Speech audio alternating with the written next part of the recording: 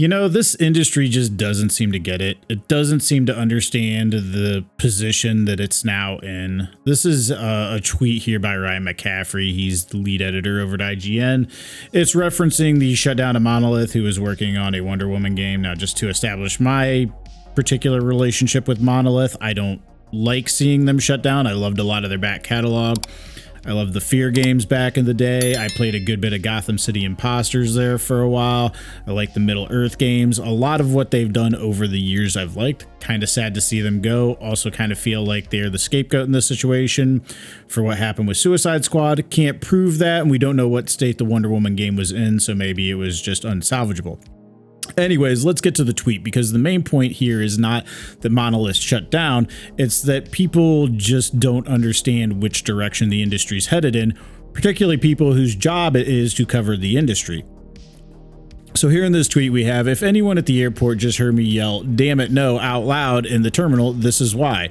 If I'm another publisher, Microsoft, Sony, 2K, whoever, I'd try to grab up as many of these folks as I could and set them up in their own new studio before they scatter to the wind. The industry, my good dear sir, is in contraction right now. Microsoft and Sony are not looking to set up new studios. They're not looking to try to gather up talent regardless, okay?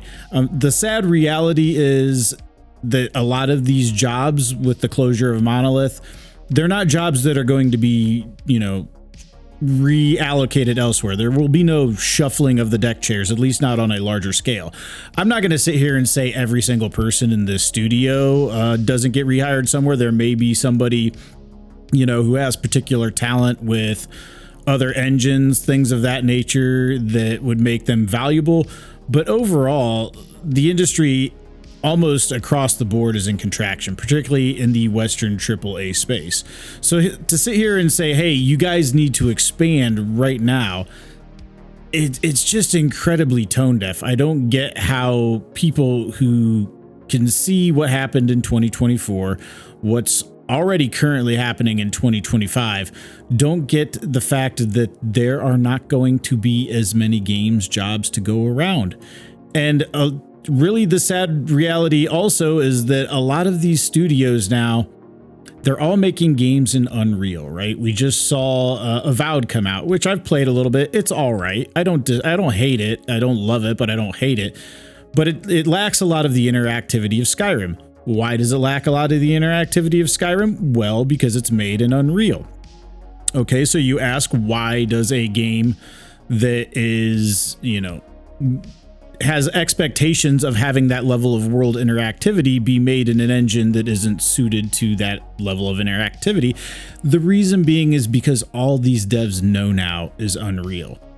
And while it doesn't mean that they aren't talented in Unreal, unfortunately, it means they have no diversity of knowledge. They're not, they're not making themselves irreplaceable because they're only learning one engine.